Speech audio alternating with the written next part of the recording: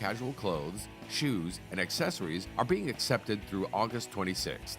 The items will be distributed to students to assist with opportunities such as interviews, career fairs, and job placements.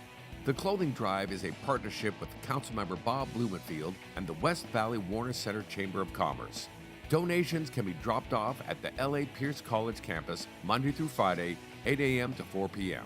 For more details about donatable items and drop-off location, visit cd3.lacity.org/Pierce Closet. City Controller Ron Galperin released a digital story map to help illustrate the complex economic realities facing Angelenos. The site, titled LA's Cost of Living Crisis, explores the details of the cost of living in LA, highlighting that wages have failed to rise at a pace equal to the cost of living increases. Additional affordable housing, support of small businesses, and job development are presented as paths for economic improvement in LA. To visualize LA's economic concerns and to find resources to assist with the financial impacts, visit the Data tab at lacontroller.org.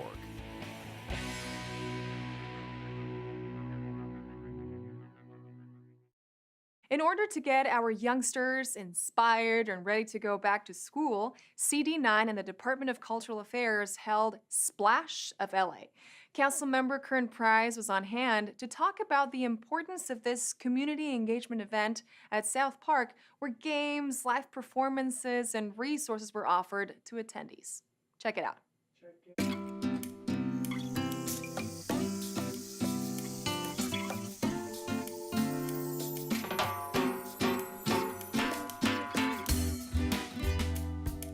So we're at South Park, historic South Park, and we're so excited to be joining with Kid City Hope. They've got a Splash of LA celebration going on today, sort of a back to school, end of summer celebration. There's face painting, there are drawings. The highlight's going to be a series of performances by our youth musicians. Kid City Hope Plays is an after-school program in downtown Los Angeles, and we serve a lot of the kids from South Central Los Angeles, East LA, and Central LA. A lot of the youth at Kid City come from immigrant households or low-income backgrounds or live in underinvested communities. So it's really important for them to have mentorship and services that are there to help them realize that they are community members that care for them and care for their success.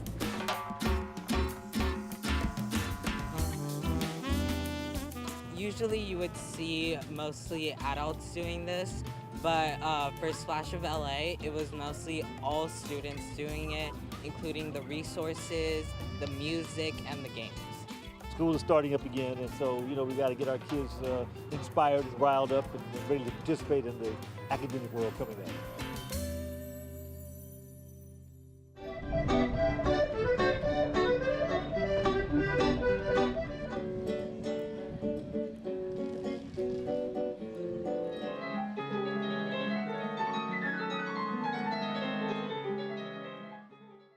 Can you imagine creating art with things you found in the LA River? That's what the kids who participated in the LA River Public Art Project did. LA City Rec and Park staff and supervisor Hilda Solis highlighted the benefits of children learning about the river and creating something beautiful with the materials they found. Check it out.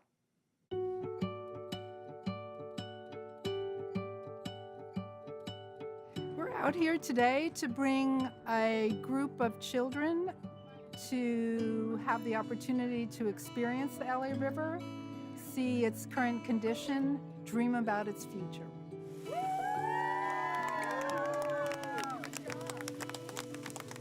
Well, it's an exciting day. We're actually having a culmination of a program that's been ongoing here at the parks, LA City Parks, and it's to celebrate LA River Public Arts projects. They learn about the river, they learn about what they found in the river, and they learn the importance of what elements of natural beauty are here. And they're understanding that through art, through poetry, building things on natural things that they found in the river. And it's quite amazing what they're doing. And I think this is a good program that should be offered throughout all of our parks. This is the first summer of El Rio de Aventura summer camp, our first public art camp. And the student campers delighted us with their energy and enthusiasm to make art and learn from the river, her habitats, history, and First Peoples. To create something out of pieces of what we would consider garbage, things that were pulled out from along this beautiful LA River, which we call Paime Pajait, and repurpose it and just create something beautiful. And it just gives you a little bit of hope for the future. So I see the structure as a footprint of a much greater and much more interesting process. It was a way to facilitate conversations around what I call eco-social relations, the way in which nature relates to itself, the ways in which humans relate to nature, and the way that animals relate within nature as well. The 51 miles of the river connects communities that might not have that physical proximity.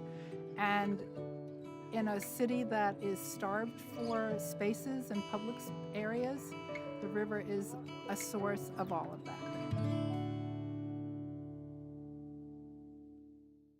This week, in our ongoing series celebrating the 60th anniversary of the LA Cultural Heritage Commission, we visit the once abandoned Gilmore gas station, which is currently a unique drive-through Starbucks.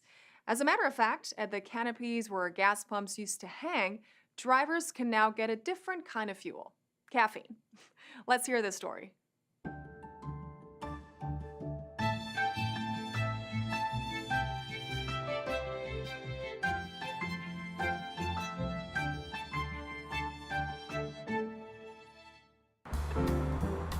What you have is an old gas station that was abandoned for several years before Starbucks decided that they could use this as a facility for their product.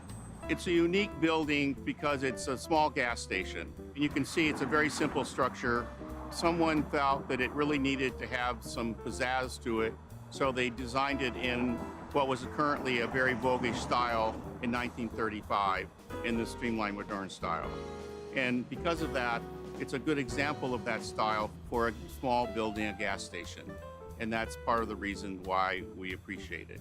The preservation community made an application for a monument, and the city council declared it a monument in 1992. And that helped sort of solidify the protection of it. So now it can't be torn down. So it's a very important aspect of revitalization of what was an existing dilapidated building. And that's what the Cultural Heritage Commission likes to see. When I first heard that Starbucks was going to purchase the site and redevelop the building into a Starbucks cafe, I was a little curious about how they were going to do it. Being an architect, I know the ins and outs of how these things get developed. I thought this was a very tough problem. It's a very small building. I've been to many Starbucks cafes before, and they're much larger than this. The canopies that come out were really canopies where the gas pumps were. And right now, the way that the planners and architects develop the site, they're driving through those canopies. But instead of getting gas, well, I guess they're getting a certain kind of gas. It's called caffeine. It's their new gas that they're providing the people that are driving these cars. And I think it's very successful in the terms of providing a facility for the community, and very successful in the fact that they brought new life to an old building. Enjoy live jazz concerts at the Leimert Park Jazz Festival. Join musicians of all levels at the community band in the park, or take your first steps in tango at the Pico Union Library. All this up next on Things to Do.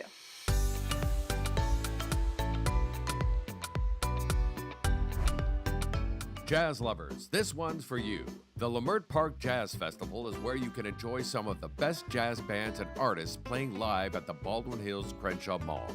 Come join fellow jazz enthusiasts at this free festival, which will feature live tributes to jazz legends, an African drum circle, and performances by musicians like Patrice Rushen, Pete Escovedo and family, and many more.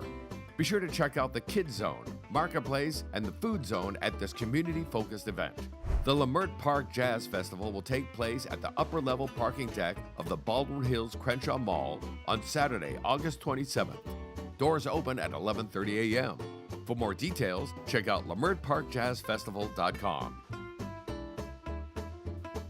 If you've always wanted to know what it feels like to be part of a band, now you have a chance at the Community Band in the Park event taking place at Herman Park. You'll join other musicians of all ages, backgrounds, and levels in this unique music-friendly environment. Participants become a part of a series of creative sessions and concerts while learning an eclectic mix of music. You can bring your own instrument or use one of the provided percussion instruments.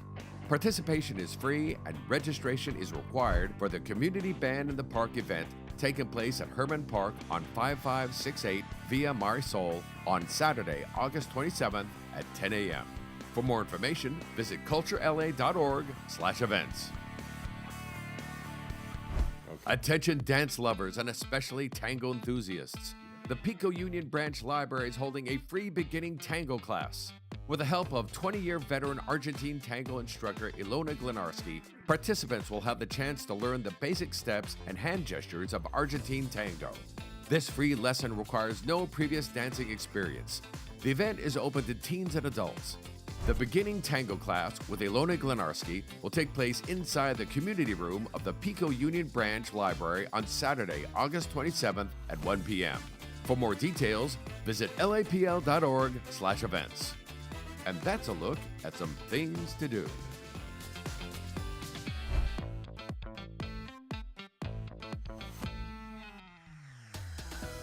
And that's it for this edition. I'm Natalia Bilbao, and from all of us here at LA This Week, thank you so much for joining us. A reminder that you can catch us online at lacityview.org, and we're also on Facebook, Twitter, and YouTube. See you next time for more LA This Week.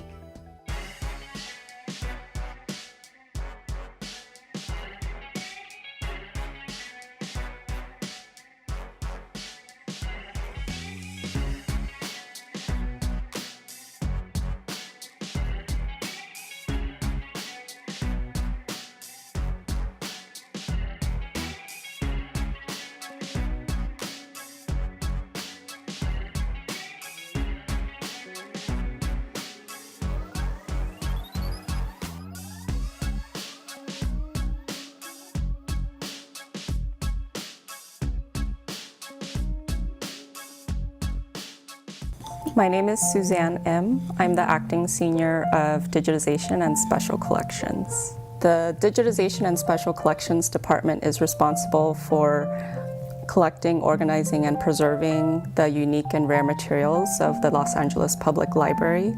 We also digitize materials and make them more widely accessible to the public online. The item that I have here, we call it the Mercury case for short. The title, translated to English, is the complaint of Jose Sevilla brought against the clandestine trade that's been happening along the California coast.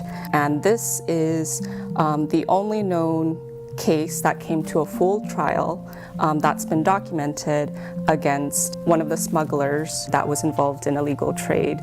So from about 1800 to 1822, New Spain had closed its ports due to rising conflicts with Russia and England. This gave rise to a lucrative business in smuggling illegal goods to California because Spain wasn't always able to provide the necessities that the missionaries or other citizens in California wanted or needed. George Washington Ayers was one of the many ship captains who was involved in this business. He became involved with assistance from the Russian governor at the time. This item is important because it's basically the only evidence we have of that activity that's surviving now. And we are also the only library in WorldCat that holds this item.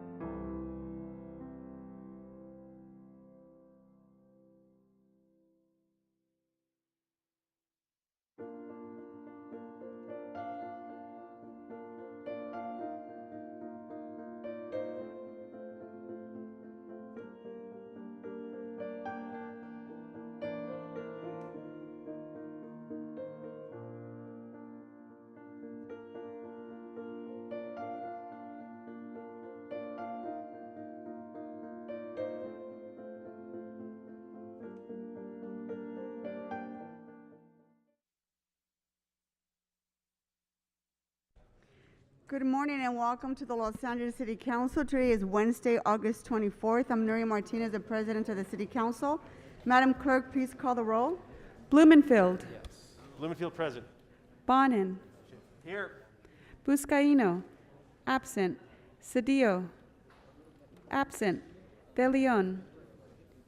Absent. Harris Dawson. Present. Koretz. Absent. Krikorian. Here. Lee. Present. Martinez. Present. O'Farrell. Present. Price. Here. Rahman. Rodriguez. 10 members present and a quorum, Madam President. First order of business. Approval of the minutes of August 23rd, 2022. Mr. Bonin seconds and Mr. Mr. Bonin moves and Mr. Bonin seconds. Thank you. Commendatory resolutions for approval. Mr. O'Farrell moves and Mr. John Lee seconds. Let's go ahead and run through the agenda. Thank you, Madam President. There is a request to hold item number 20 on the desk. Items 1 through 14 are items for which public hearings have been held. Items 15 through 28 are items for which public hearings have not been held. Items 29 and 30 are items scheduled for closed session for which public hearings have been held. 10 votes are required for consideration. Okay, without objection, those items are now before us. Members, you wish to call any of these items special? See no members on the queue. Madam Clerk, I'd like to make a motion on item 20. I move option 2 and instruct the city clerk and the city attorney to take the necessary actions to effectuate this option. Can I get a second? Second by Mr. Price. And Ms. Rodriguez. And Ms. Rodriguez. Thank you. Seeing no specials on the queue, Madam Clerk, which are the available items for us to vote on? Mr. Price? I'm sorry, Madam President. I'd like to recuse myself from items 3, 24, 26. Conflicts, please. Mr. Price has requested that he recuse himself on items 3, 24, and 26. 24 and 26. We'll make a note of that. Thank you. Madam Clerk, which are the available items for us to vote on? The council may now vote on items 1 through 2 and 4 through 14. Okay, let's go ahead and open the roll on those items. Close the roll and tabulate the vote. 10 ayes.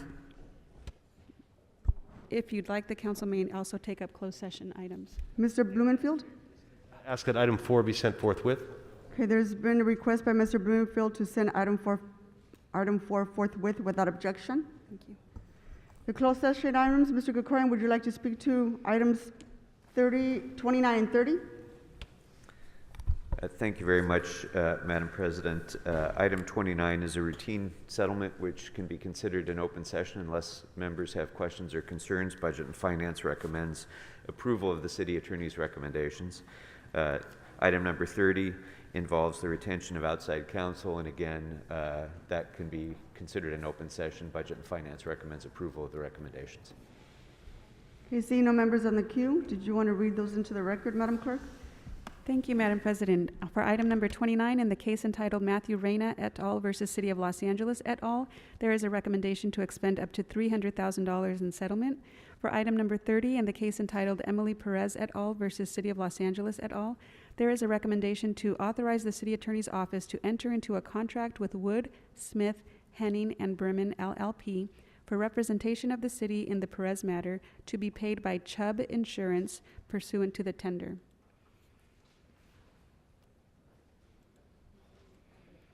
Okay, let's go ahead and vote on items 29 and 30. Let's open the roll. Close the roll and tabulate the vote. 11 ayes. Madam Clerk, can we go ahead and move on to public comment now? Madam President, if you'd like, we can also vote on items 16 through 19, 21 through 23, 25, 27 through 28, since there are no cards. Okay, let's go ahead and open the roll on those items. Close the roll and tabulate the vote. 11 ayes.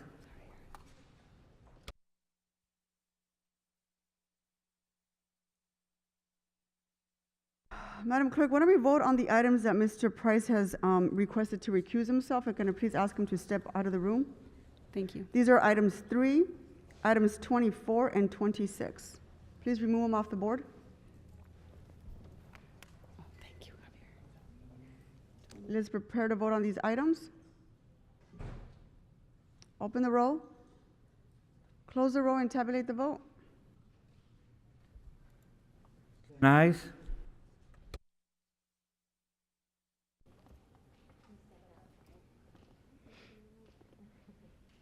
Okay. Okay, let's go ahead and, I'm going to go ahead and take cards for public comment. If I call your name, please come on up. If you signed up for items, I need you to stick to the item that you signed up for. The first speaker is Jamie York. Jamie, are you here? You signed up to speak on item 15 and 20.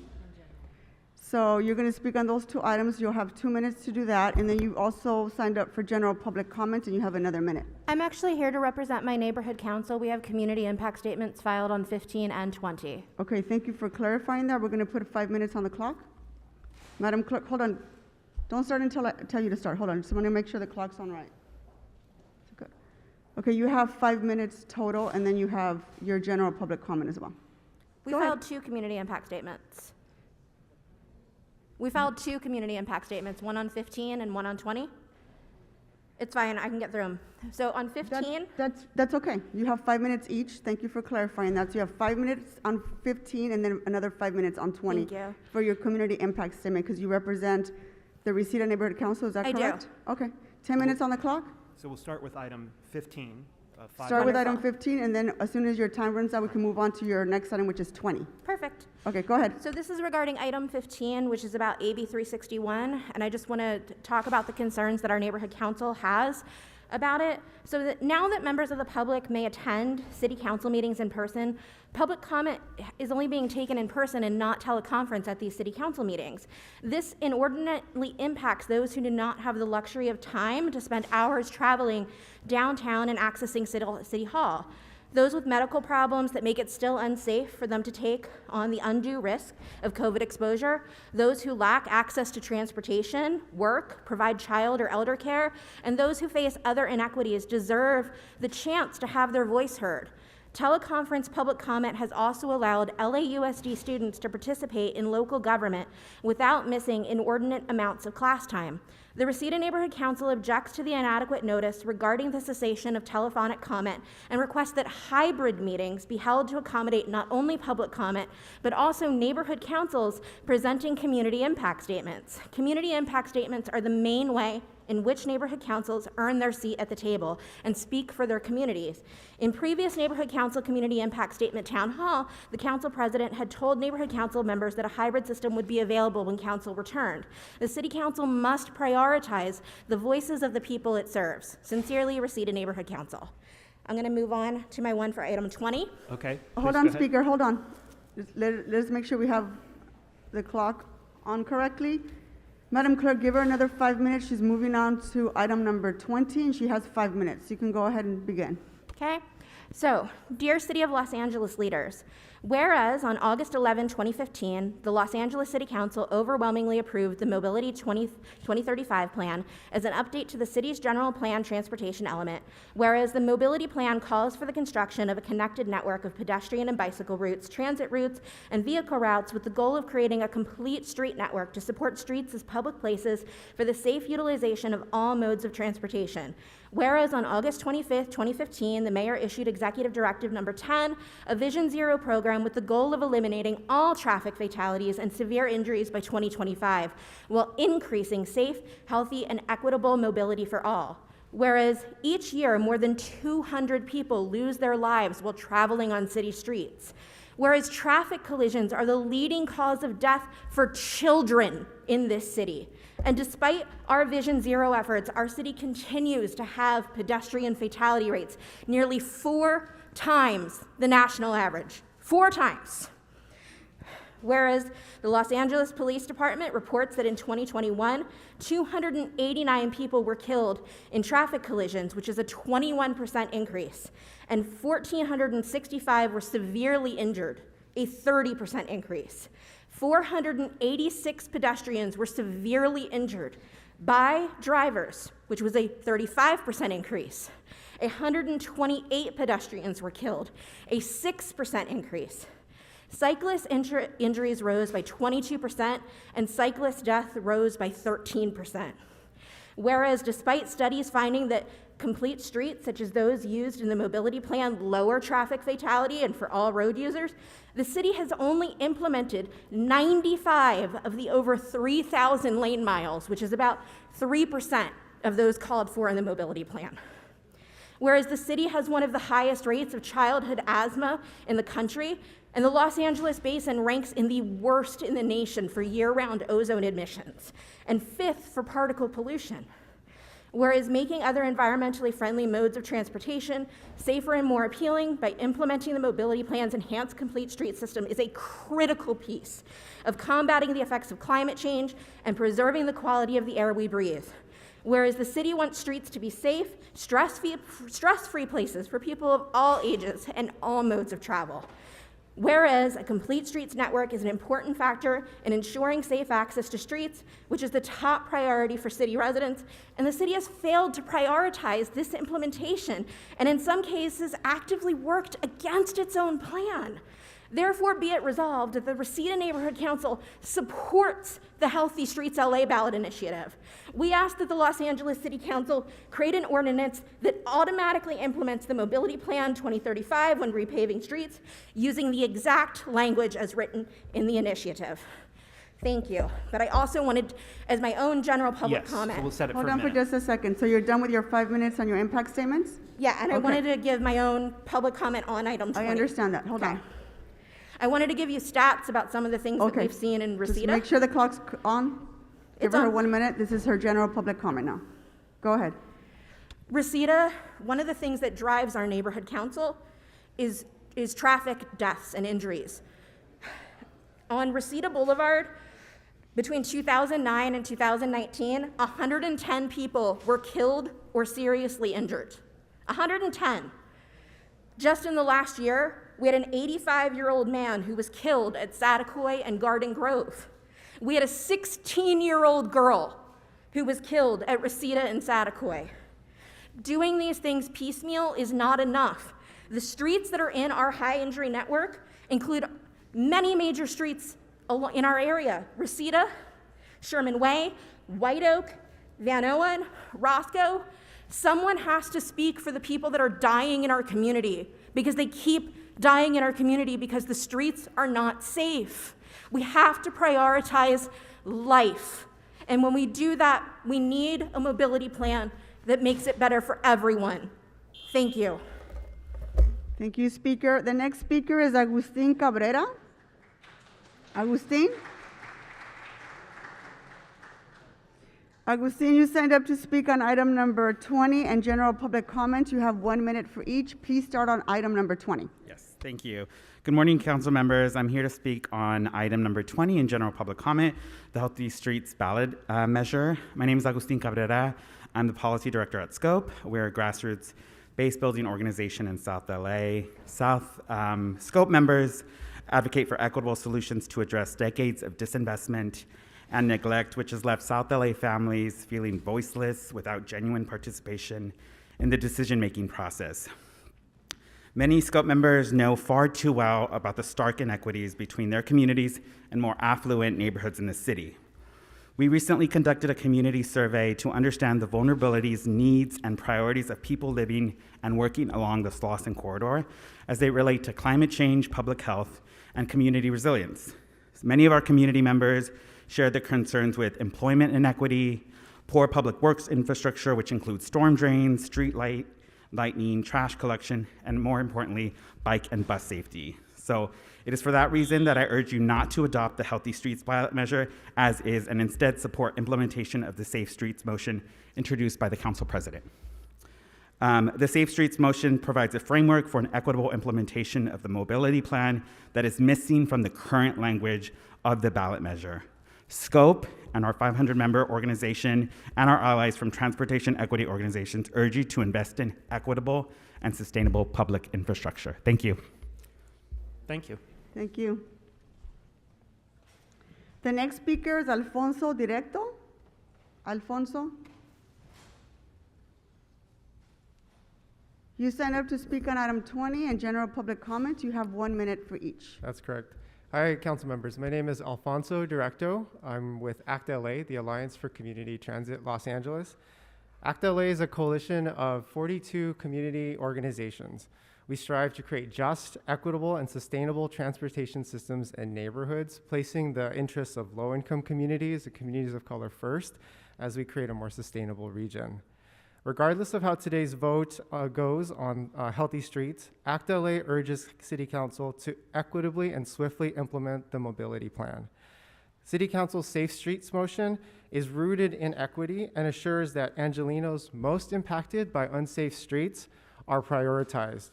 Council's Safe Streets motion does this by focusing on the high injury network and building in transparency with a capital project improvement plan that's updated annually and a codified project appeals process. We see this policy as the best pathway forward towards assuring the mobility plan's full and intended implementation. Thank you. Do you want You have your 1 minute of general public comment. Would you like to take no, that? it's okay. I'm good. Okay, thank you. The next speaker is Edgar Campos. Edgar? Anyone here with that name, Edgar Campos? I'm going to go to the next speaker then. The next speaker is Andres Ramirez. Andres? Andres, you signed up for item number 20 and general public comment. You have 1 minute for each. Go ahead. Thank you. Good morning, council members. My name is Andres Ramirez. I'm here on behalf of People for Mobility Justice. We're a community-based organization that focuses on mobility justice in BIPOC communities throughout the city of Los Angeles. As a leader in equity in BIPOC communities, we witnessed firsthand how the lack of investment impacts the health and well-being of pedestrians, cyclists, and transit riders in our city, in neighborhoods such as South LA, Ball Heights, Wilmington, and Pacoima. It is for this reason that we urge you not to adopt the Healthy Streets ballot measure as is, and instead support implementation of the Safe Streets motion introduced by Council President Martinez. The Safe Streets motion provides a framework for an equitable implementation of the mobility plan that is missing from the current language of the ballot measure. Safe Streets was created in collaboration with transportation equity organizations from across the city. It calls for systematic reforms into the way the city implements mobility infrastructure by aligning the multiple city departments that work in the public right-of-way towards a common goal of investing equitable and sustainable public infrastructure. Yeah, and you have general. Continue. You can keep going. You have another minute.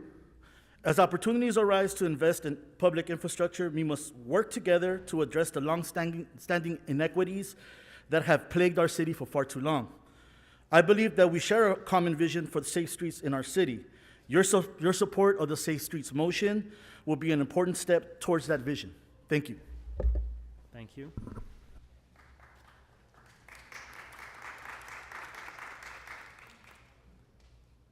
The next speaker is Ana Karen Ramirez.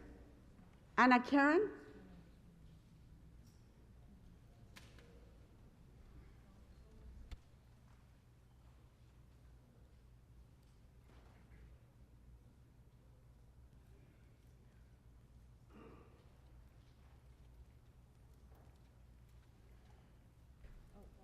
Ana Karen, you signed up for item number 20 and general public comment? Yes. You have 1 minute for each. Go ahead. No, I'm Hello, sorry. You only signed up for item number 20. 20, yes. Yeah. You have 1 minute. Go ahead. I'm here to speak on item 20, the Healthy Streets ballot measure. I represent Pacoima Beautiful. We're a member-based environmental justice organization that has worked in the Northeast San Fernando Valley for over 20 years. The majority of our youth and community members rely on walking, biking, and transit to move around. However, this community is bisected by large and dangerous streets that are unsafe. And the city needs to make sure that we implement the mobility plan in a way that centers voices of disadvantaged communities like the Northeast Valley. And for that reason, Pacoima Beautiful urges the City Council to not adopt the Healthy Streets ballot measure as it is and instead support implementation of the Safe Streets motion introduced by Council President Martinez. The Safe Streets motion provides a framework for the implementation of the mobility plan with equity at its core, and we urge to instead move forward with that motion. Thank you.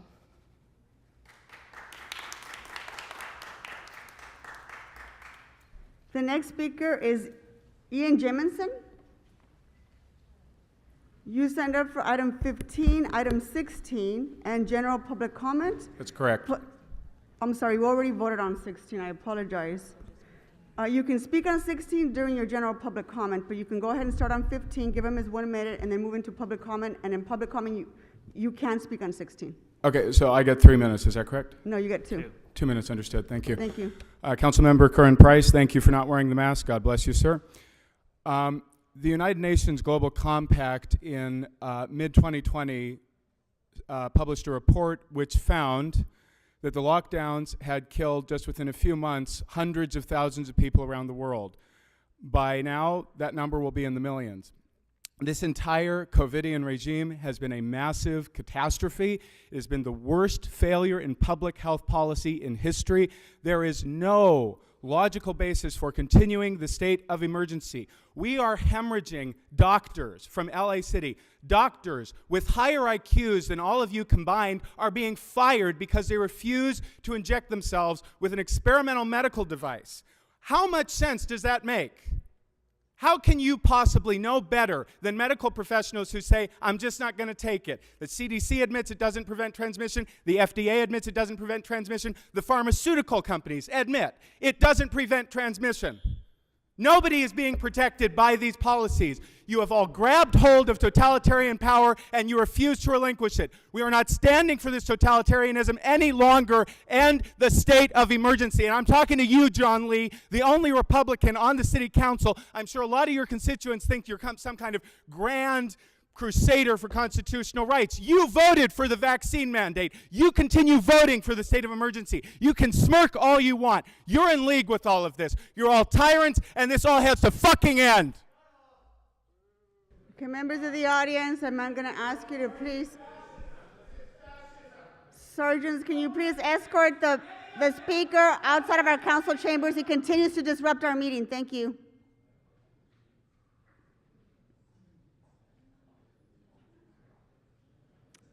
Okay, our next speaker is Andrea Luna. Andrea Luna, are you here? Andrea? That's you? Okay, thank you.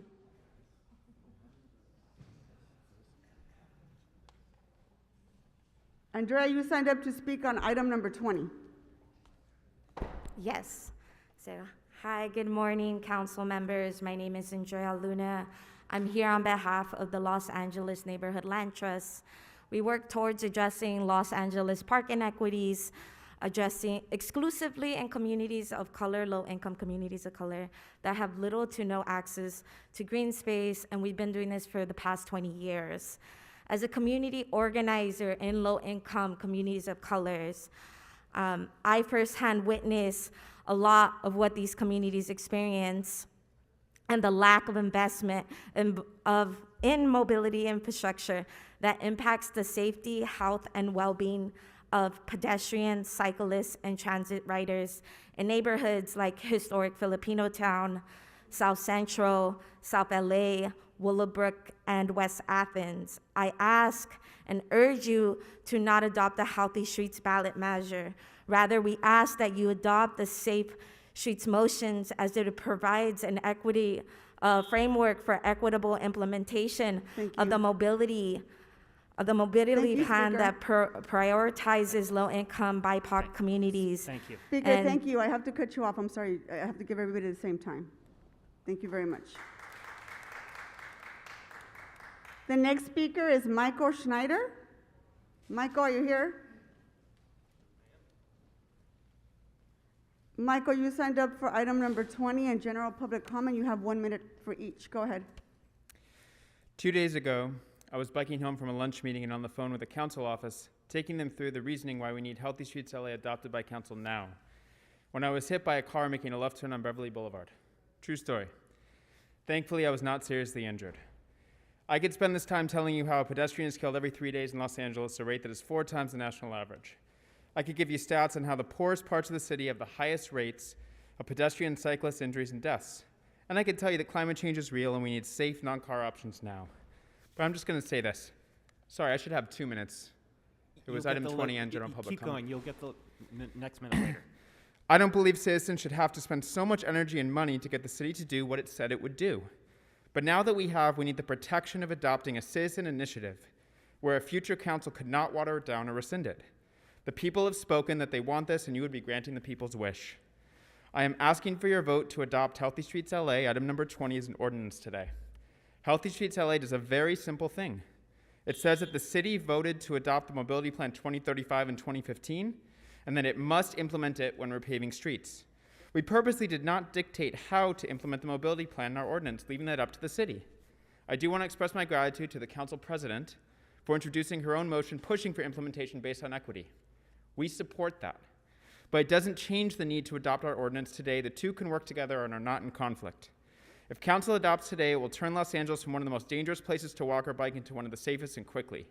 And it will ensure that a future city council cannot easily undo it or water it down. Our polling shows this will easily pass at the ballot. On behalf of 40 neighborhood councils, 105,000 Angelenos who signed our petition, our broad coalition of business, climate, labor, equity, and transit orgs, I'm asking for your vote to choose option number 1. After you adopt, let's work together on equity-based implementation with the effort that the council president already started. Safer streets cannot wait another minute. People will literally die waiting for March 2024, the council's own effort. It's time to end the carnage in our streets. Thank you. Thank you.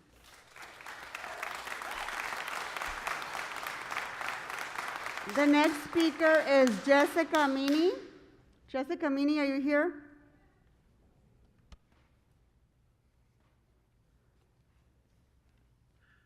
Jessica, you signed up for item number 20 and general public comment, so I'm going to give you 1 minute for each. You can start with item number 20, please. Okay, great. Good morning, committee members. My name is Jessica Meany. Can you get closer to the mic because we can't hear you? Oh, okay. Can you hear me? Better. Good morning. My name is Jessica Meany from Investing in Place.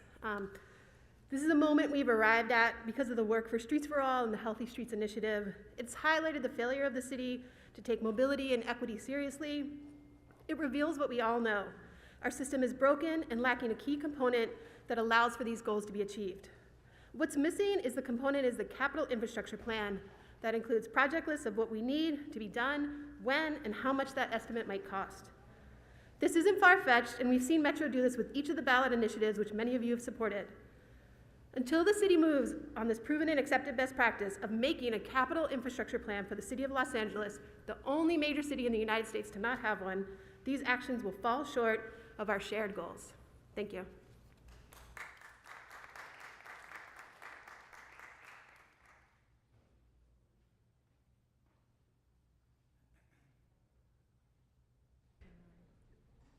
The next speaker is Agustin Miller. You signed up to speak on item number 20 and general public comment. We have Correct. 1 minute for each. Go ahead. Thank you. Hello, council members. My name is August Miller. I'll be speaking for option 1. I've had the great opportunity in my life to work and live in Paris, Montreal, London, New York, and Copenhagen before moving here in 2020. All these are constantly progressing, bikeable cities with great integrated public transit. While I was always fond of not having to drive or be reliant on cars, moving to LA has really opened my eyes, not only as to how much this matters, but also how vital it is to the unrealized potential of making LA a world-class urban landscape, beyond the great weather, and as opposed to the pet peeve and butt of everyone's jokes worldwide when it comes to endless traffic jams, pollutions, lack of walkability, efficient rail and bus system. In Cali and LA in particular, transportation, most of which is individually owned cars, over-indexes and accounts for a stunning proportion of carbon emissions. You all know the stats, I won't list them here. A number of my friends of all ages in LA, since I've been here, have told me that they would start biking more, or bike completely, if there was a safer way to do so. Sadly, not everyone gets a trial run living in Copenhagen to find that extra motivation, or dare I say it, vision. The same quotes can be applied when discussing a scenario with cleaner buses, dedicated bus lanes, more riders as a result, so-called induced demand. People want this, and I think they'll be blown away in the long run by how much more positive impacts this has on all facets of their lives. Please do the right thing for everybody, including those who only drive. Don't waste another opportunity. Make it happen now. Give us safer, more efficient, less polluted streets, ultimately a more livable and enjoyable urban environment, a stronger economic center, a healthier place to live. Opt for option 1. Thank you very much.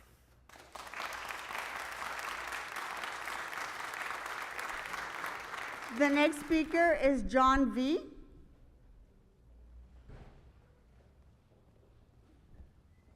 John, you signed up for item number 20. Thank you. Council President Martinez, fellow City Council members, my name is John Yee, and I'm the Executive Director for Los Angeles Walks. We're LA's pedestrian advocates for over 25 years. We represent immigrants, communities of color, parents, seniors, and students, all who depend on walking and transit for everyday mobility. Today, I stand here as a supporter of the Healthy Streets ballot measure. However, I cannot support this manufactured rush to adopt a policy that still needs much more love and work. And for that reason, I ask you to push this to the ballot measure in 2024. While the measure requires planned implementation, it doubles down on the city's resurfacing program, which is failing working-class Angelenos and transit riders. Adopting as is how we further entrench unjust and inequitable systems. But hear this, everyone in this room, we can get what we want. Let us do the hard work, build a policy that includes equity from the start, much like the City Council President's parallel motion for a more complete, inclusive, and effective policy. Thank you. Thank you. The next speaker is Enrique Huerta.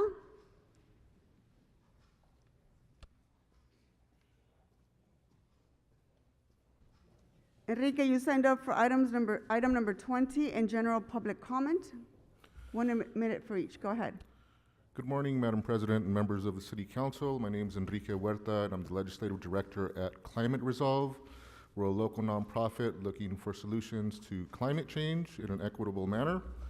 I'd like to speak on item 20, and I'd like to make 3 points. First, it's been more than 6 years since the city adopted the Mobility Plan 2035, which calls for a connected network of pedestrian and bicycle routes, transit routes, and vehicle routes with the goal of creating complete streets.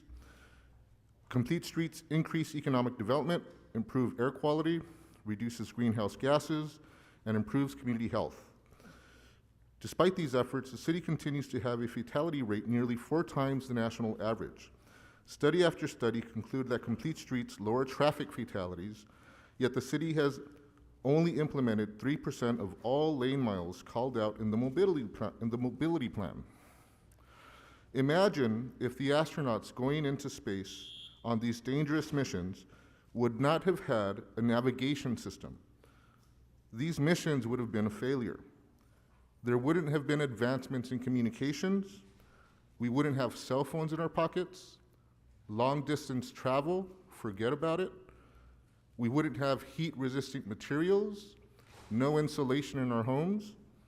Yet, when we don't implement the mobility plan, we are kneecapping these multi-benefits to Angelenos. For all of these reasons, I respectfully ask that you vote in favor of option 1. Thank you for your time.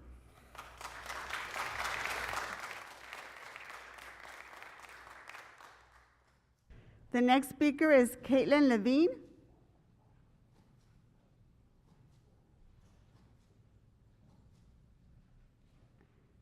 You signed up to speak on item number 20. Yes. Hi, my name is Caitlin Levine. I'm speaking about item number 20 in support of option 1. My husband bikes to work each day 16 miles each way, and every day I'm terrified that something's going to happen to him. He tries to stay on roads that are bike friendly, but that's really hard to do in this city. There needs to be more safe biking lanes. Not only will it keep bicyclists safe, but it will lessen traffic as more people decide to commute on bikes, which is better for the environment. Living in LA is too dependent on driving, and I believe that should change. The weather here is nice all year, which makes commuting via bike or foot absolutely doable. So please adopt option 1 for number 20. Thank you.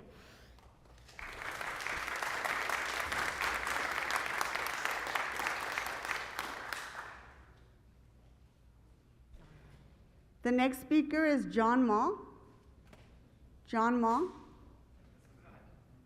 John here? Yes. Okay, thank you. You signed up to speak on item number 20 and general public comment. Go ahead. 2 minutes, right? You have 1 minute for each. Okay. Yep, my name is John. I'm from West Adams in Council District 10. I'm here to speak for option 1, which I urge you to adopt now. Last Thanksgiving, my childhood friend was killed crossing the street at a stop sign on her morning jog. In a city like ours, that street is designed, like many others, to be inviting to fast-moving vehicles without similar invitation or visibility for those outside of them. That is why today, Los Angeles leads the nation with a 4 times the national average of pedestrian fatality rate. And why we have an opportunity today to change that, with a new law that would force the city, every time we repave a street, to implement a new street in that place that is as safe and inviting as it is for cars as it would be for pedestrians, cyclists, and those of us who rely on public transportation. And we will not stop there, because Council President Nuri Martinez and committee colleagues and community-based organizations in this chamber today have correctly prioritized the need for community participation in this process and research report backs from the agencies and departments who will be doing this work that will expose and quantify the gaps in equity in the default implementation plan that this ordinance would set forth. But we have to begin there. We have to set forth this motion so we can begin to force those conversations and require ourselves to remain at the table to actually implement what we all know we need.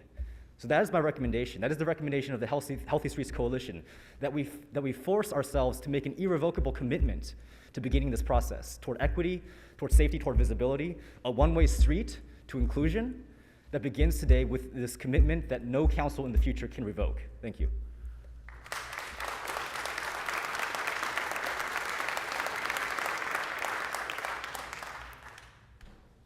The next speaker is Alex Flink. Alex?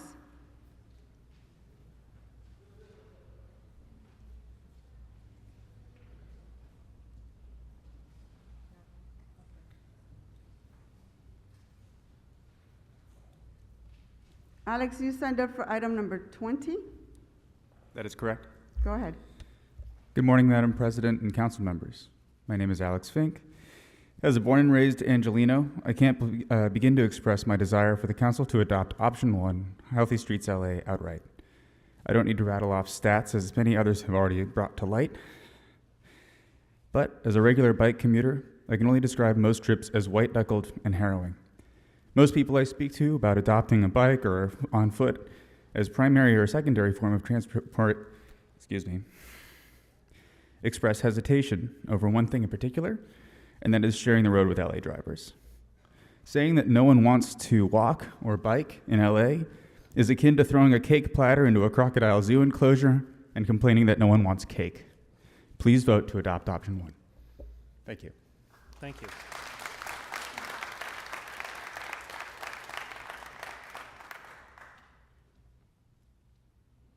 The next speaker is Alex Barnhart.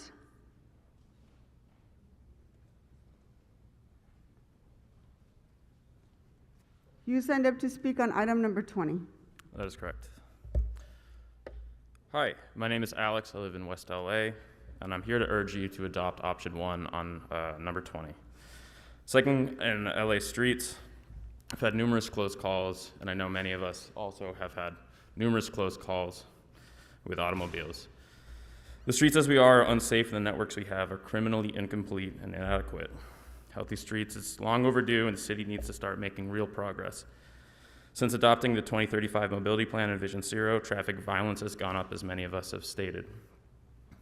In addition to the safety benefits, improving cycling and pedestrian infrastructure has been shown in many studies to not only improve safety, but to boost our neighborhoods' economies, help fight climate change, and make our cities a quieter, more pleasant place to live. Thank you for your time.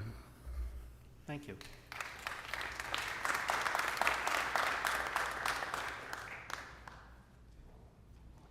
Next speaker is Christopher Chavez. Christopher? Is Christopher here? Thank you. And after Christopher, I'm going to take 10 more speakers so then the council can start debating this issue. Christopher, you signed up to speak on item 20. Good morning, council members. My name is Chris Chavez, and I'm the Deputy Policy Director at Coalition for Clean Air. We want to state our support for item number 20 and urge the county to adopt the initiative petition immediately. Transportation is the largest source of climate and health-harming pollution in Southern California. Los Angeles has long been home to the dirtiest air in the nation, so much so that our air fails to meet national and state air quality standards for smog. In addition to cleaning up the vehicles on our road, we need to make sure that walking, biking, and other forms of active transportation are safe, viable options for Angelenos. Too many of our streets are lined with memorials, ghost spikes, and other commemorations for people who have died simply by walking or biking. The Healthy Streets LA initiative is a golden opportunity to advance its 2035 mobility plan, which has languished since its approval in 2015. We do urge the city to focus on equity and center its plan on equity, but for these reasons, we support the initiative and urge for its immediate adoption. Thank you. Thank you.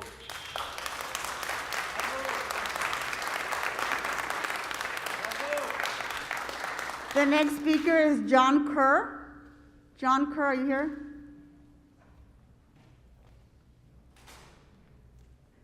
John, you signed up to speak on item 20 and general public comment. That is correct. Thank you. You have 1 minute for each. Hello. Thank you. Good morning, Council. My name is John Kerr. I'm a resident of Eagle Rock, and I'm one of the 105,000 Angelenos who signed the Healthy Streets petition, and I urge Council to adopt option 1 today without further delay. We need a connected network of transit and bike lanes that was promised to us in 2015. Many of the stats that you've heard in the previous speakers are not too dissimilar from the stats that were heard when that led to the adoption of the mobility plan all those years ago. Over the last 12 years, I've been a Metro rider and bicycle commuter. I've had many, many close calls with drivers from speeding, inattentive turns, or straight up road rage. Luckily for me, the worst has just been verbal abuse. But unfortunately, other Angelenos have not been so lucky. Every 30 hours, an Angeleno dies due to traffic violence in this city, including 1 pedestrian every 3 days. That's more than 3 times the national average.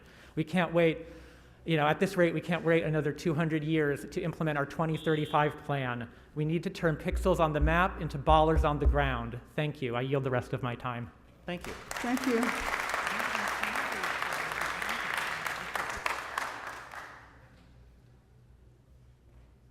The next speaker is Max Rico. Max, you're speaking on item number 20. Correct. So I'm here speaking on item 20 in support of option 1. My name is Max. I'm an educator from South Central Los Angeles in District 9. I also happen to serve on the Resident Advisory Committee for the South Los Angeles Universal Basic Mobility Program. My main form of transportation is my bike, and that's the main form of transportation for many of my students as well. It would be for many more of them, but so many feel unsafe on our streets all across the city. These streets are not built with our safety in mind. So if I ever want to go across the 110 freeway, if I want to go west across from it, there are no bike lanes between 7th and 98th Streets. That's how poorly our system is currently built. There is a broad coalition behind this initiative, as you have seen today. And it's definitely most likely going to pass. So why not pass it now before so many more people are killed? 3 pedestrians every single day between now and 2024, 268 lives right there that you have the power to save. Thank you.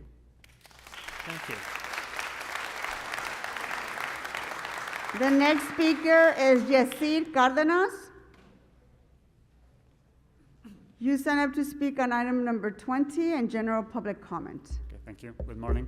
Good morning. I am Yesid Cardenas. Can you move the mic a I little am bit? Colombian. I am Colombian, and I came here to this country because I thought it was a great country, and I hope it's real. But I can believe that now, in this city, LA, one of the greatest cities of United States, things are working. We have a mobility plan, just 3% done in 7 years. I can believe that. In my third world country, we do it even faster. Thank you. Thank you.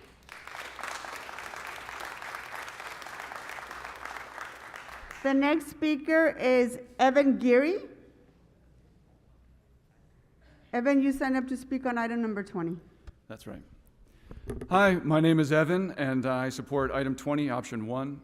In the 1990s in New York City, there was a huge drop in crime rates, in violent crime. Giuliani and Bratton claimed that tough on crime policies caused the drop.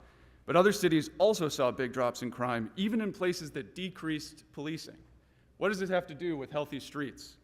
Well, it turns out that fumes from leaded gasoline cause brain damage in the prefrontal cortex, the seat of impulse control. And as different cities around the US phased out leaded gasoline, their crime rates went down about 20 years later, right? So even though we no longer use lead in gasoline, the harmful health effects of air pollution persist. A recent study in Chicago showed that violent crime rates on either side of a highway went up and down depending on which way the wind was blowing that day. If you care about safe streets, let's spend less on cops, more on trees, transit, and bike lanes. And I'm going to keep menacing the sidewalks on my bike until it's a little safer out there. Thank you. Thank you.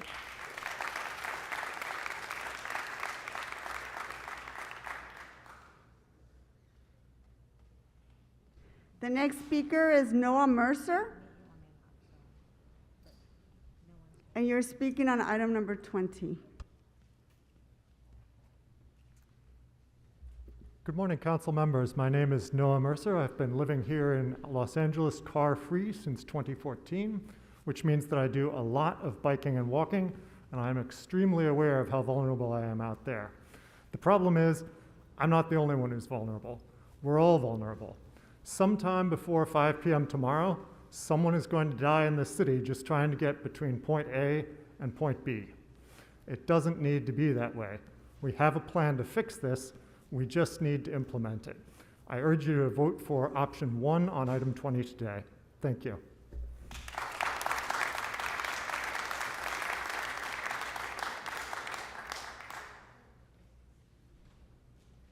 The next speaker is Julie Cash.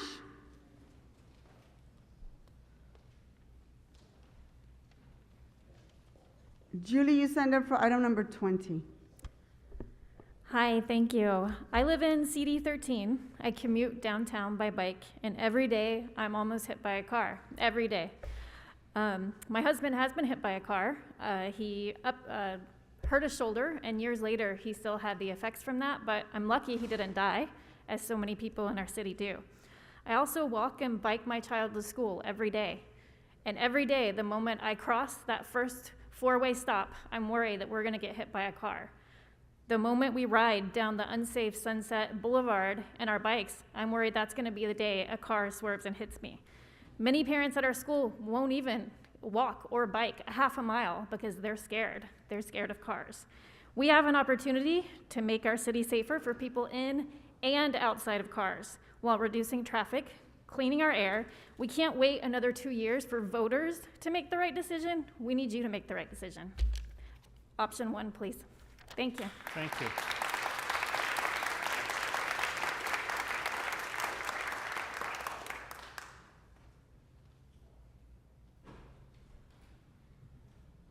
The next speaker is Taylor Nichols.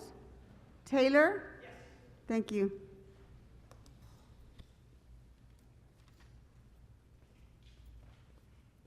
Taylor, you signed up for item number 20. Correct. Change is difficult, and no matter what, some people won't like it. But as someone also said, change is constant, and it's time for Los Angeles to change. We can't solve 21st century traffic and housing problems with 20th century thinking. Los Angeles is being left behind by not only cities like Paris and Barcelona and London, but also cities like San Francisco and Long Beach. You have the answers in front of you in your 2035 mobility plan. These ideas are being implemented with success all over the world, yet we have only implemented 3% of that plan in 7 years. The Healthy Streets Initiative will help us reach our Vision Zero goals and our climate change goals and help us prepare for the future. Please be leaders and choose option 1 on item 20 and help Los Angeles catch up with the rest of the world. Thank you. Thank you.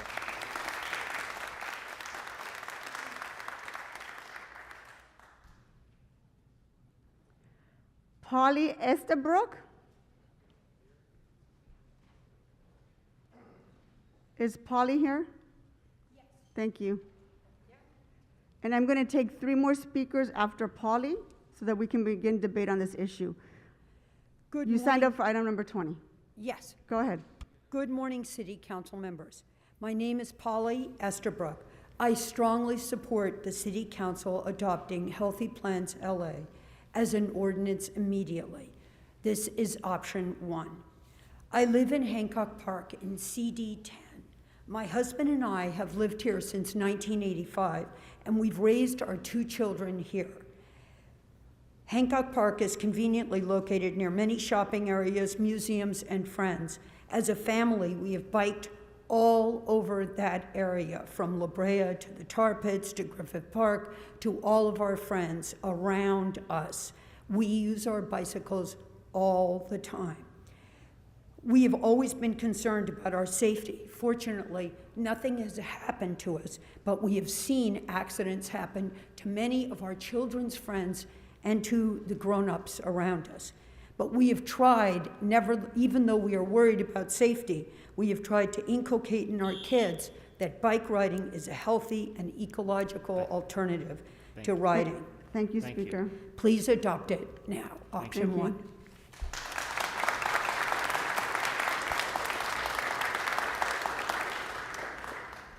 The next speaker is Douglas Coulter. You signed up for item number 20. That's correct. Hi, I'm Douglas Coulter. I'm from the greater Wilshire area. I encourage you to make LA a city for the future like you did in 2015. Biking and walking should be safe and not terrifying. If you've gone out on the streets trying to bike or walk, it is truly scary. We also need carbon-free transit that's accessible and safe for everybody. And we need to rebalance the city for all people and not just cars. So I encourage you to vote option 1 on item 20, and I also would encourage you to let other speakers who came here, took time off from their day to speak, instead of cutting them off. I would encourage you to reconsider that as well. Thank you.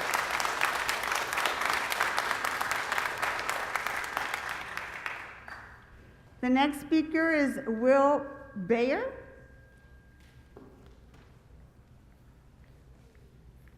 You signed up for item number 20, and I'm going to take one more speaker after you. Go ahead. Hi, my name is Will Bayer, CD13. I am here to press City Council to adopt Healthy Streets LA as an ordinance, option 1.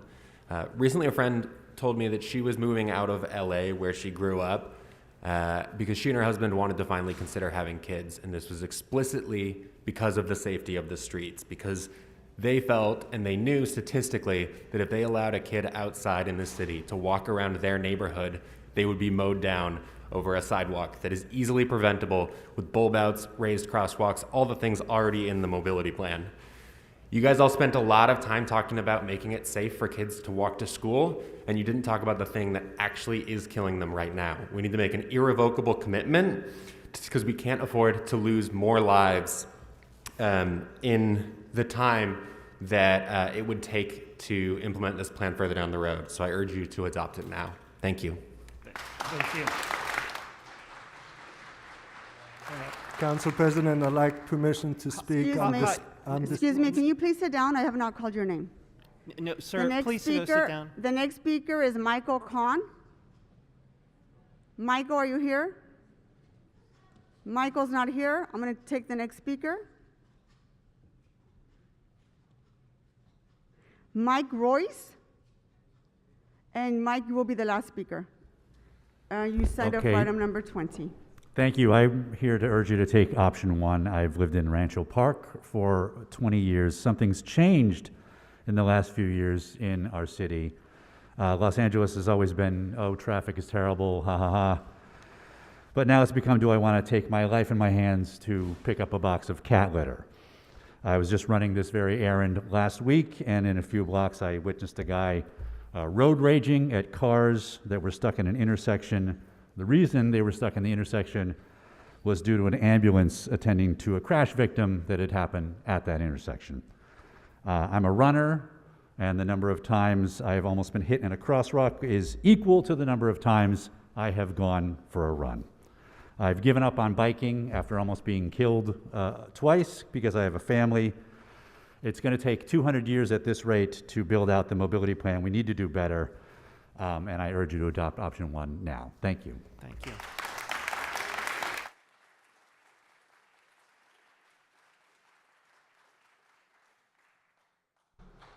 All right, thank you, members. I'm going to go ahead and close public comment for today's meeting. And we're going to go ahead and take up item number 20. Members, every year, hundreds of people are killed and seriously injured while using Los Angeles streets.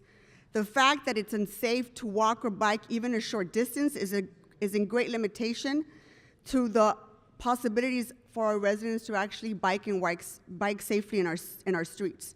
And the impact of the dangerous street network is not equally distributed. The most deadly corridors are overwhelmingly concentrated in working class communities in South LA, East LA, Central LA, and the Northeast San Fernando Valley. Today's Healthy Streets ballot measure reflects the overwhelming desire for Angelenos to address this crisis. However, in addressing this crisis, we can't repeat the mistakes of the past. In 2015, the city passed its visionary mobility plan, but we never put a strategy to ensure that the multiple city departments that work on the public right-of-way were actually going to implement it. The unacceptable results is that since the mobility plan was adopted, we have only built about 3% of it. If you look at the physical fabric of our city, you can see for yourself the long-standing inequality in how we built infrastructure in our city. Certain neighborhoods have parks and green space while others have landfills. Some neighborhoods have smooth sidewalks and street lights while other neighborhoods, people have to walk in the dark on dirt sidewalks. We need to make sure that the neighborhoods that have gone without are invested in first. Because of this, I co-presented a motion with several of my colleagues who represent the areas most affected by traffic violence. Those are Council Members De Leon, Rodriguez, Harris-Dawson, and Price, and which we have created through a thoughtful process and collaboration with many of the groups that are here today, including ACT LA, People for Mobility Justice, and LA Walks, and a few other organizations that are in the audience. The council-led motion will ensure that the city implements the mobility plan in an equitable way, and equity has to be at its core. It will outline an implementation plan to make sure that these projects are built across our city in an equitable way. The CLA will report back on my motion within the next few weeks. For equity, for safety, and for this climate crisis that we're facing, we must implement this mobility plan. And finally, make it possible for families across our city to be able to move around without a car safely. Not every one of us and not everyone that lives in Los Angeles has the luxury to give up their car, and unfortunately they have to depend on public transit, and we have to make it safe for them to get to work and to school every day. Council members, we have the responsibility to do this in a way that makes sense for our city, which is through this council action today. So I'm going to ask you to please support my motion and vote yes. It's completely unacceptable, the fact that we have not been able to implement this mobility plan in an equitable way. The voices of poor people matter to me, and they should matter to all of you. I ask for your aye votes. Minister De Leon?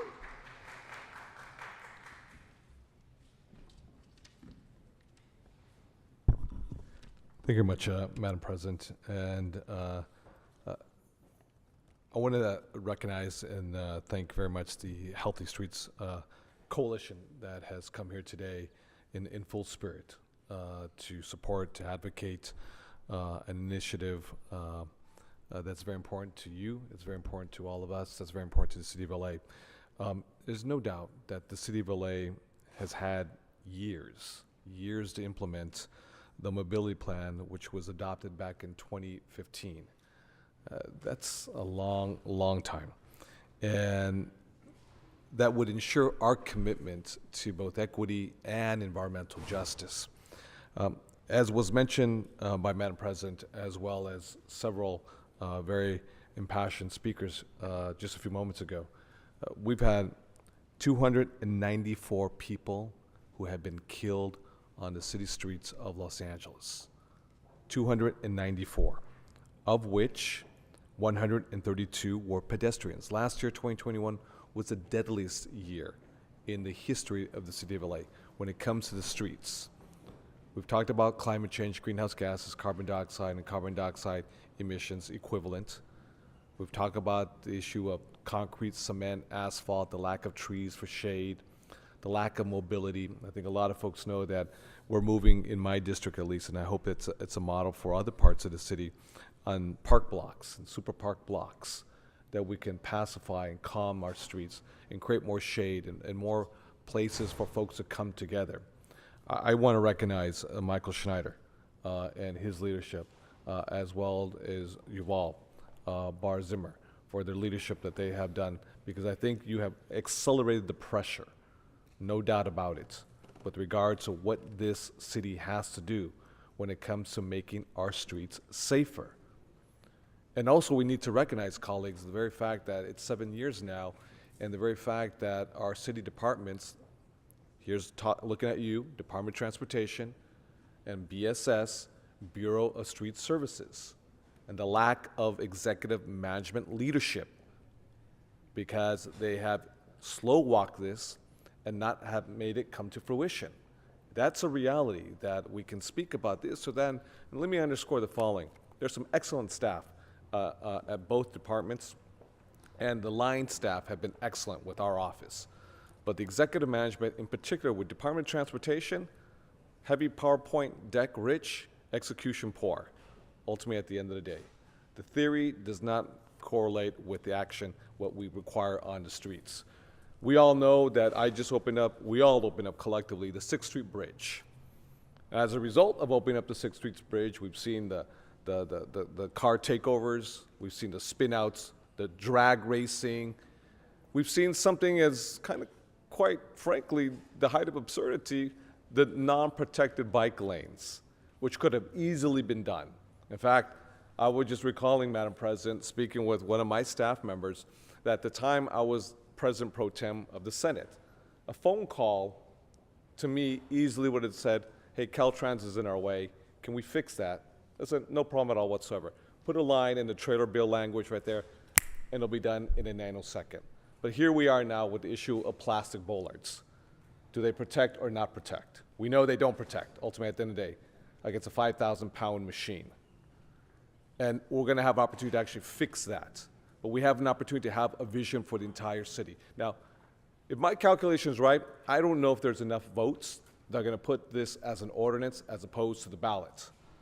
But I do know one thing too, that we also have an opportunity to continue to dialogue and negotiate with all the stakeholders, because ultimately at the end of the day, there may be no necessary ballot initiative in 2024, because we can land a deal that's even better, and we can make the city of LA much better for all Angelenos, irrespective of who you are and where you come from. And yes, the vast majority of those who have been killed, they live in South LA.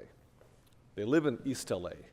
They live in parts of San Fernando Valley where I know street takeovers, you know, are a daily occurrence, you know, and it happens with the car culture, it happens with Hollywood, it happens in how it predominates, you know, social media platforms in LA.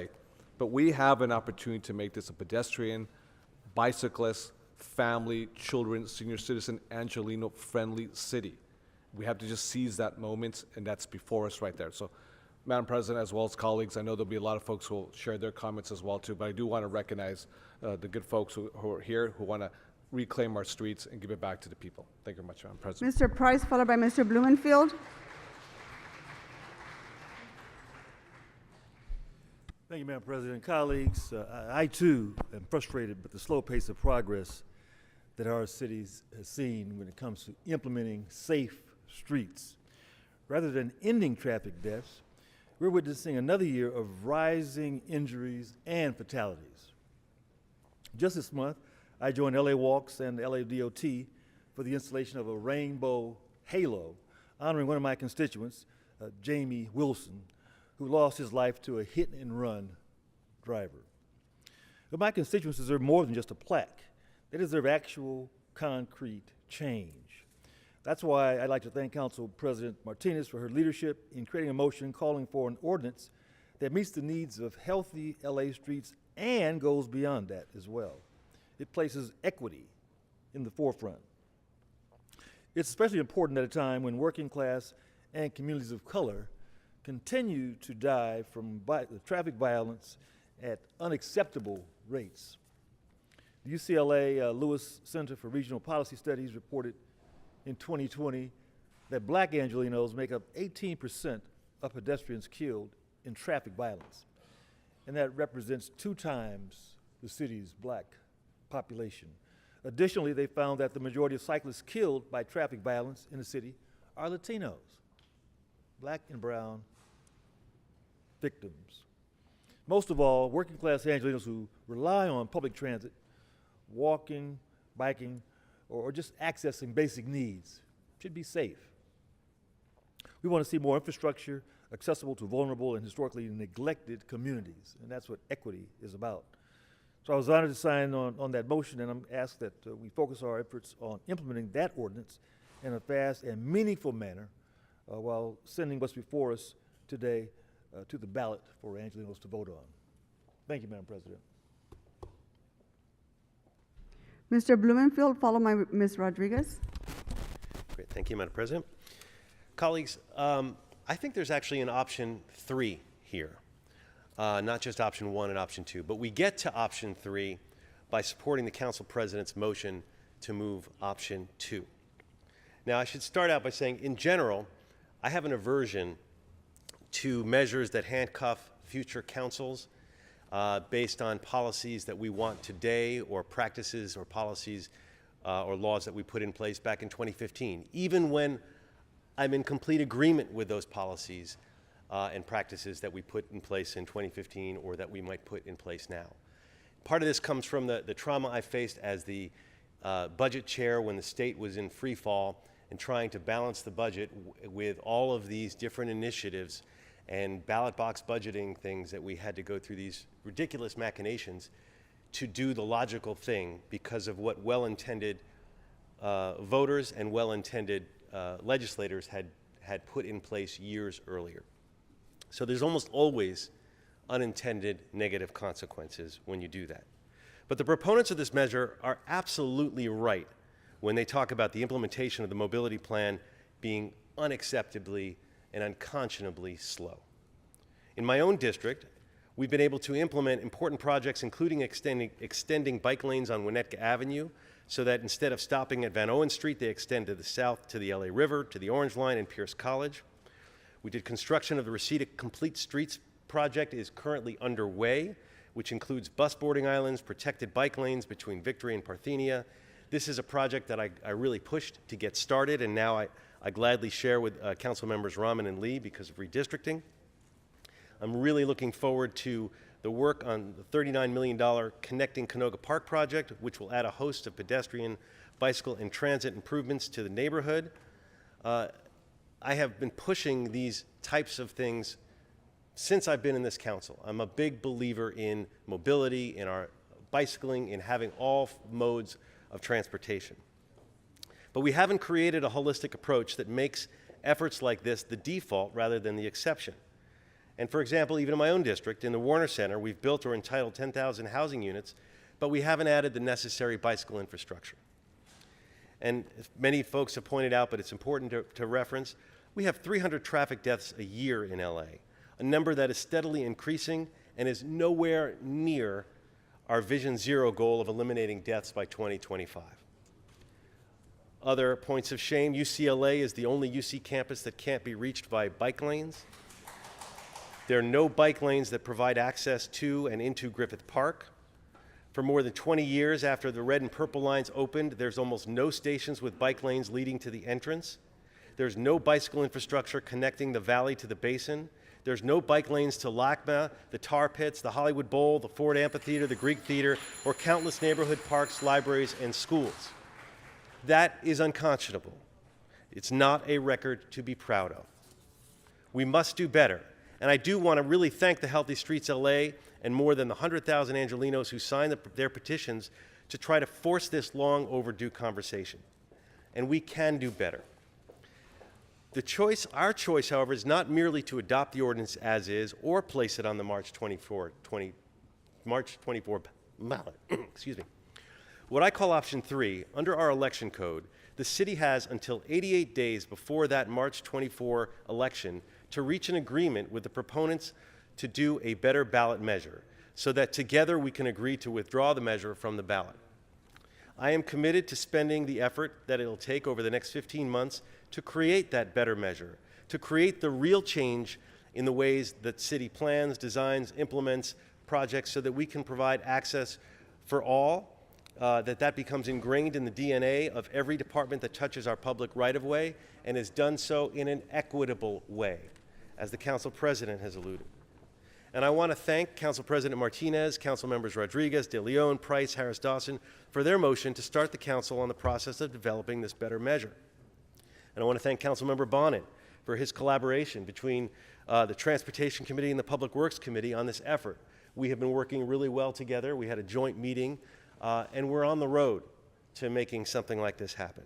So I urge my colleagues to join me in option 3, voting to put this measure on the ballot now, but using the intervening time to demonstrate to the people of Los Angeles that we can create safe streets for everyone.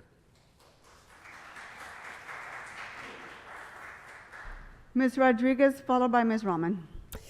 Mr. Blumenfield, that was outstanding, and I just want to thank you for really setting, I think, the stage for today on how we can do better, but how we have multiple options, and we don't have to wait for a ballot measure to start making and fulfilling those commitments. I want to thank all the activists and advocates that are here today that have continued to sustain this at the forefront, because when we talk about how these transportation issues are directly affecting Angelenos, their health and safety, there is no greater public safety hazard than the conditions of our streets and how Angelenos are enduring the impacts of the unfulfilled promises that have been made to make safer streets for everyone.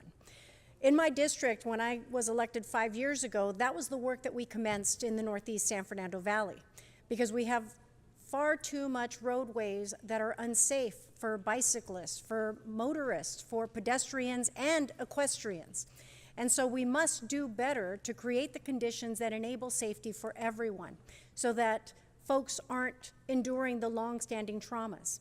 In fact, it was while I was running for office that a young man was pinned between 2 cars riding his bike to school. And it was that first effort to help install a traffic light that we were able to fulfill in a record 6 months' time, something that had never been able to get done, but because of the environment in that area and the danger that it continued to pose, we were able to accelerate the pace and install that critical traffic light to manage traffic in that area. It's why that as chair of the COG, when Caltrans was trying to take $60 million of local transportation dollars that are instrumental in creating the connectivity and healthy and bike lanes to and from our impending light rail system, that I fought Caltrans from taking those local dollars, because we need to make sure that we have the resources necessary to make our streets more accessible and safe for those that don't have the luxury of having a vehicle to commute where they need to go. And in my district, that is a regular occurrence for most families. They don't have any other alternatives. And so it's why we've led that work in my district.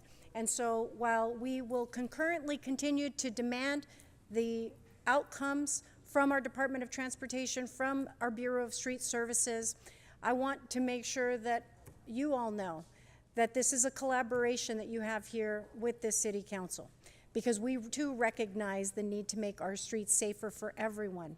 But it's really required and incumbent upon all of us to make sure that we don't handcuff ourselves to a potential circumstance or outcome, and I think you said it very well, Mr. Blumenfield, that puts us in a circumstance that we are unable to implement because of the changing dynamics. We saw that even as a result through the course of COVID-19, how we redirected our resources in a manner that demanded that we do something different and immediate. And so we need to make sure that we do so responsibly, that we hold our departments accountable, that we fulfill the obligation and the commitment that we've made to make our streets safer for everybody. But more importantly, I'm really thankful for the collaboration. I know in my district we work very closely with Streets Are For Everyone to implement what at times is not very popular by motorists, but is imperative to make sure that we slow people down, that we create the conditions on our roads that don't require law enforcement to constantly be chasing through enforcement tactics, and that we make sure that we create a connected city that is accessible for everyone, whether they have the means of owning a vehicle or necessitate getting to where they need to go by public transit, by bicycle, or in some cases in my district, by horse. And so with that, colleagues, I thank you, Mr. Blumenfield, I think for your comments. I thought they were really on point, but I look forward to this council to continuing to advance our work to make our streets more accessible and safer for everyone. Thank you. Ms. Rahman, followed by Mr. Bonin. Thank you. I really wanted to just share how different this feels from so many conversations around bike lanes that I've seen in the past.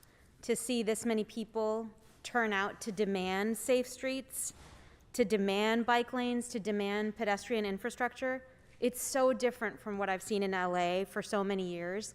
And for me, it's incredibly exciting and incredibly inspiring. And I really think it's important for us to mark this as a change in Los Angeles and something that we can really work towards implementing more effectively as a city. I know there's a lot of cynicism out there about the capacity of the city to implement the change that this ballot measure wants us to implement. And I'm excited to see whether we can match the urgency that I hear from all of you today in the work that's coming ahead. I think there's a lot that's going to come out of the council president's motion that I want to see, the collaboration between departments, the focus on implementation and equity and budgets. That's incredibly important. In this last budget cycle, I, along with a bunch of other offices, advocated for adding 18 active transportation positions to the DOT, which means that it's great. Stuff that's coming out of this plan will actually have a chance at getting designed and put into place, which wasn't the case before. The DOT just simply did not have the capacity to put it together. I also want to say that there are a lot of exciting projects up ahead that me and my colleagues are supporting across the entire city. The beautiful Boulevard plan for Colorado Boulevard in CD14 is fully implementing bus lanes and bike lanes. That's amazing. The Venice Boulevard safety and mobility projects in CD11 and 5, Reimagine Ventura in CD3, which includes bike lanes, and it will calm an iconic LA Boulevard. In CD2, the Chandler Bicycle Connection Project is going to protect a bikeway and connect my constituents in Sherman Oaks to the Red Line in North Hollywood, which is incredibly important. In CD8, the Manchester and Broadway South projects is going to create protected bikeways and add an urban forest canopy, which is incredible. Mission Mile in CD7 is going to be transformative. And the Vision Zero projects on West Adams in CD10 and Avalon in CD9 have already created safer streets on critical segments of our high injury network. And finally, the San Fernando Road Greenway expansion in CD6 and 2 extends a crucial active transportation link in the Northeast Valley. To me, what that says is the city's turning a corner.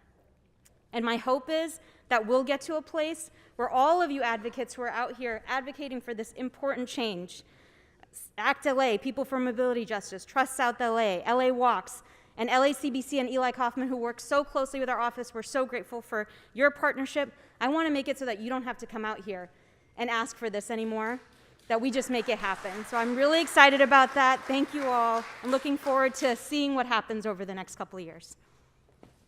Mr. Bonin, Mr. Bonin, followed by Mr. Harris Dawson. Thank you, Madam President. Thank you, everybody who's spoken here and here. I want to center the conversation a bit on the streets and invite a few other people into the conversation. Natalia Aguilar was a grandmother on her way home from work in Del Rey, where she lived in my district, when she was crossing Culver Boulevard near Slauson, and she was killed at a location where 4 other people had been killed in 6 or 7 years before that. If we had had a fully implemented mobility plan, she may very well have survived or not even been hit. I want to mention 22-year-old Frederick Frazier, who was known as Woon, to his friends and family. He was killed riding his bike in April of 2018. He was hit from behind in broad daylight by a driver who fled the scene and was finally sentenced for her crime just last week. Woon didn't know it, but at the time, his girlfriend was pregnant, and his son will never know his father. Less than a year later, Joseph Morgan Prendoni was also hit from behind and killed while riding his bike just a few blocks from that same location. The part of the road where Woon and Joe were riding would have been a protected bike lane if we'd implemented the mobility plan. 4-year-old Elisa Fajardo, this is a tough one, was walking with her mother to preschool on October 16th, 2019. She was wearing a Minnie Mouse sweater, and she was carrying her little backpack that her mom had packed that morning with a lunch bag decorated with a rainbow. As they crossed Olympic, they were hit by a turning driver who failed to yield. They were both rushed to the hospital, but Alyssa's injuries were too severe and she didn't make it. Her family is shattered, and the intersection where she was hit would have been a pedestrian district if we'd implemented the mobility plan. 62-year-old Joan Lynn Davis was walking when she was hit and killed by a driver on August 2nd of 2018. She then laid in the streets as other drivers passed until she was hit again and dragged for a block before her body was once again abandoned in the street. That section of the street she was on would have been totally redesigned to prioritize people walking and taking transit if we had implemented the mobility plan. Every day we delay implementation, there are more Natalias and more Woons and more Joes and more Lisas and more Joans. A pedestrian or a cyclist is killed on our streets every 3 days. And these are real people with real stories and real families who have real hopes and real dreams. There are a lot of reasons for our failure to implement the mobility plan. Some, as this measure points out, are political. There are projects that have been stopped for political reasons and stopped by members of city government. But there are many other reasons too. We have too many different agencies that work on streets without enough coordination and without alignment on key objectives.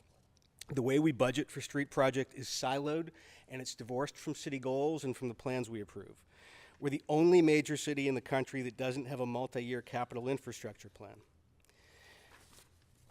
No one is responsible for ensuring compliance with our adopted plans, the mobility plan, and policies, so there's no one who's held accountable when the city gets it wrong.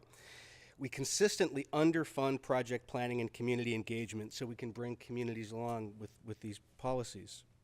And I should say, Mr. De Leon, I thought, while I agree with much of what you said, I thought your criticism of LA DOT was completely unfair, frankly. I have seen DOT fight like hell to get these projects done over the past few years, to have council members stop their projects, to have other departments slow things down, to have their funding requests not honored. DOT has fought really hard, as have many others, to get this stuff done. Well, I've been here and I've been watching it, and I've seen council members stop the projects, and I've seen the budgets that didn't get their projects approved. There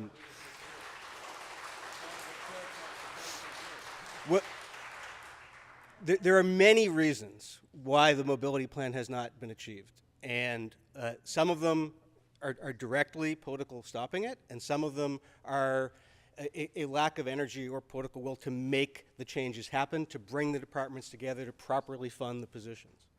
I actually don't think that adopting this and pursuing the council president's motion, which is phenomenal, are incompatible at all. I actually think they're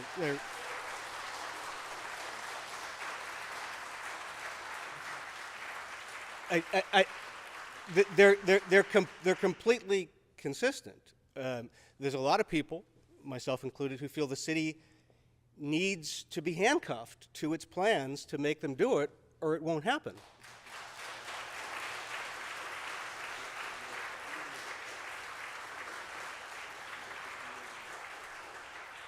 And the proposal just tells the city it has to do it. It doesn't say how to do it.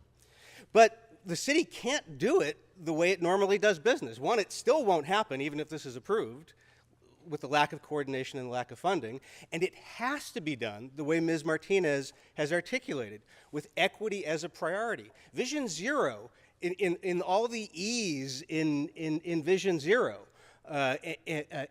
engineering and education and enforcement, the one this council always added when Ms. Martinez and Mr. Harris-Dawson and I were pushing for Vision Zero and for the mobility plan, was equity, and it has to be done that way. So I think we should do both, because we need to act now. We can do both, and we should do both. We need to do it right, the way Ms. Martinez has articulated, but we also need the public to know that we're going to do it, and I think there's a level of obligation that needs to be mandated upon the council to do it. So looking forward to continuing to work on your proposal and making the equity real, and making the funding and making the coordination real, and getting this damn thing done finally. Thank you. Mr. Harris-Dawson?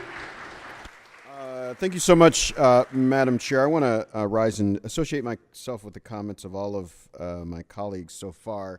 I want to lead with thanking the folks who created the circumstance that we're having this conversation with urgency today. Getting thousands of signatures on a ballot initiative is part of the reason why we're here with this urgency today. That takes time, that takes money, that takes talent, and it takes vision. And so I thank you for doing that and forcing this conversation. Many of the members, especially President Martinez, has made the point about equity. I would just add to what she said by pointing to the district I represent, District 8. 90 pedestrian fatalities between 15 and now. Just 0.05% of the Vision Zero projects have been started in my district. One of the least amounts anywhere of any district in the city. And so we push for equity. We talk about equity. It's in the plans. It's on the paper. But it just doesn't seem to make it to the streets. It doesn't seem to make it in real life. And you know, Ms. Rahman mentioned adding 18 positions to Transportation Department. Well, a question I have is, how long is it going to take them to hire those people? If it takes them 3 years, then, you know, and I've seen that happen over time. The council allocates money. We say they're new positions. We all clap for each other, pat each other on the back. The department raises their hand. A year later, they haven't hired one person, and we're sweeping the money back. And so and that's not limited to transportation. It's also engineering. So I've had projects ready to go in my district, but we don't have the engineers to do it. So that's another department. And then another department gets evoked. So I just think we need the urgency and, again, the guide star to actually get it done in real life. And you know, I like the council president's plan. I like enacting the ordinance today. I like Mr. Blumenfield's plan. I like all of them because it just gets us going, because we are quick as a council, and it's our job and it's our responsibility. We're quick to put accountability on other people. Businesses that don't pay the right wage, poor people or homeless people who sleep in places that block the public right of way, people who have too many bikes in the middle of the street. We're quick to pass a law that says we're going to hold those people accountable. Where's our accountability? Where's ours? We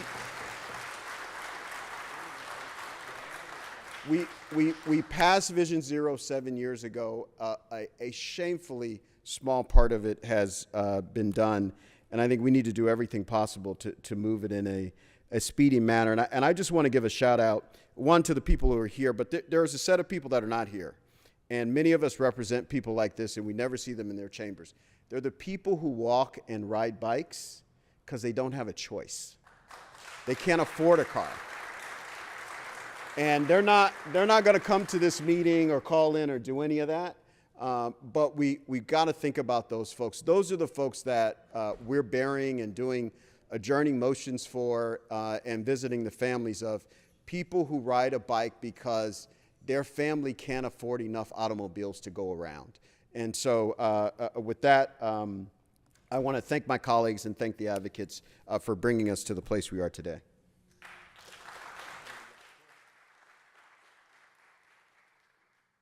Thank you, Mr. Harris-Dawson. And with that, there are no more members on the queues. I just want to remind the members and Mr. Blumenfield that I have made a commitment to both the Healthy Streets advocates, and I know Michael's in the audience, and the equity groups that I've been working with over the last couple of weeks, that I will see through it and make sure that the work that we started in crafting this new motion makes this ordinance a lot better. I've committed to doing that, and if we can get all that done before 2024, that would be great. But I'm committed 100% to see the work through and make sure that we enacted and make sure that we implemented. Those in the audience who don't know me too well, you know, I'm not a policy wonk. I didn't go to a fancy school. And everything that I work on comes from lived experiences. When I was a little girl growing up in Pacoima, it used to be safe to play out in the streets. I used to do that every day. I used to ride a bike, and it'd be safe. My neighbors would take care of me. We all knew each other. We all went to the same elementary school, and so on and so forth. Some of you might not know, my father, God bless his soul, he never drove a day in his life and would take 2 buses to go to work every day, 6 days out of the week, from Pacoima to Sherman Oaks because he was a dishwasher at a restaurant. So transportation issues to me are not based on something that I learned in school. It's not based on data. It's based on the fact that I had a parent who depended on public transportation. I'm gonna turn 50 years old next year. And since I can remember, my community has been supporting ballot measures and parcel taxes and taxing themselves to try to build the infrastructure that's so desperately needed, and they've always come up short. So we already have a distrust of how this stuff works. There was supposed to be, once upon a time in the 90s, a subway built to the foothills. It never got to us because the men that were in charge and the men that were in elected office chose not to do it. One time, over and over again, our community votes for this stuff overwhelmingly. Mr. Harris-Dawson, Mr. Cedillo, Mr. De Leon, Mr. Rodriguez, we overwhelmingly support these ballot measures because we care. We don't have the luxury of owning vehicles and paying for insurances, and sometimes, at times before Mr. Cedillo enacted the driver's license bill, we didn't even have driver's license to be able to do it safely. We depend on public transportation, but we have failed these communities day in and day out, and that's not okay. So with that, I think all of us agree, and I have to say I am embarrassed and ashamed that since 2015, we've only been able to build 3% of the mobility plan. It is shameful. But there's some of us that deal with crises in our neighborhoods every day. This is just one of them, because we have other multiple layers and layers of crises and of decades of neglect that the city has put always a burden on communities of color, and we've never gotten to them. And it's on all of us to make sure that we keep ourselves honest. So you have my commitment to see the motion through, and my commitment to continue to meet with both sides, because I don't think either side is wrong. We just need to do it in an equitable way and make sure that the city is held accountable to implementing 100% of the mobility plan. So with that, members, I'm gonna ask for an aye vote. We're gonna vote on item number 20, as introduced by me, Ms. Martinez, and second by Mr. Price and Ms. Rodriguez. Please open the roll. Close the roll and tabulate the vote. 13 ayes. Okay, let's move on to item 15. Let's go ahead and open the roll.